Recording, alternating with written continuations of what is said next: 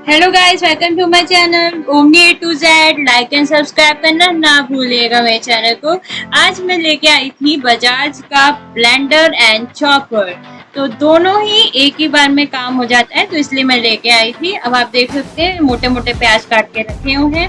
इसका फायदा क्या है, ये ब्लेंडर भी बन जाएगा और चॉपर भी बन जाएगा। तो अभी फिलहाल मैं इसको चॉपर के रूप में आपको दिखा रही हूँ। एंड तक जरूर देखिएगा, इसका ब्लेंडर पर्पज भी दिखाऊंगी। ठीक है, अब आप अपने अकॉर्डिंग, सबसे बड़ा फायदा क्या है ना, इसके नीचे आप देख सकते हैं कि प्याज अपने आप कितनी चॉप हो रही है, मतलब कम बड़ अपने अकॉर्डिंग कर सकते हैं। तो ये फायदा है। अगर ज़्यादा महीन चाहिए या ज़्यादा आपको थोड़ी बारीक नहीं चाहिए, तो सब आप अपने अकॉर्डिंग कर सकते हैं। ऐसे टमाटर पीस सकते हैं इसमें।